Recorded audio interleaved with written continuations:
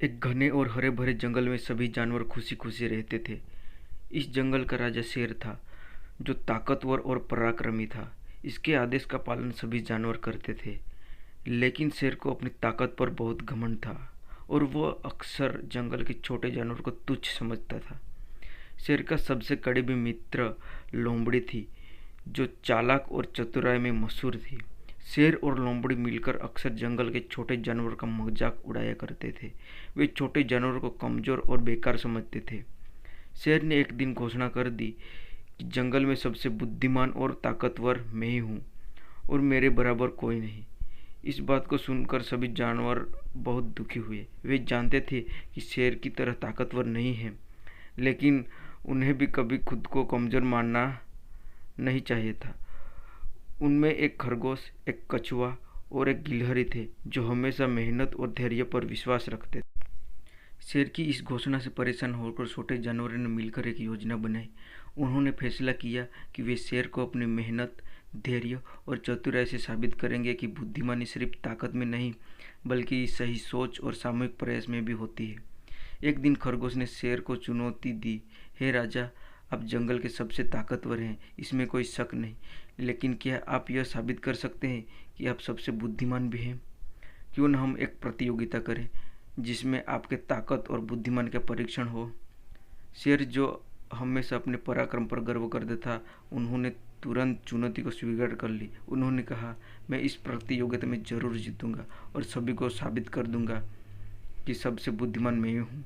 प्रतियोगिता की शर्तें मंजूर हुई। उसमें 3 चरण थे।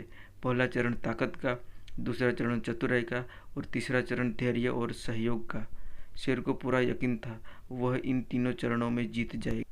पहले चरण में शेर ने बड़े बड़े पत्थर को उठाकर जंगल के दूसरी तरफ फेंका। उसकी ताकत देखकर सभी जानवर दंग रह गए।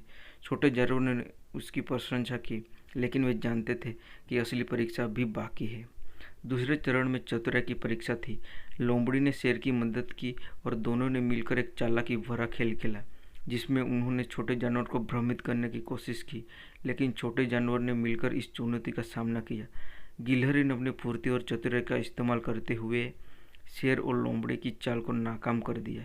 इसमें सभी जानवरों को चेतावनी दी और उन्हें बचा लिया। शेर और लोमड़ी चकित रह गए, लेकिन उन्हें अपनी हार स्वीकार की और कहा, यह केवल तुम्हारी किस्मत थी। अब बारी थी तीसरे और अंतिम चरण की, जो सबसे कठिन था। उसमें धैर्य और सहयोग का परीक्षण होना था।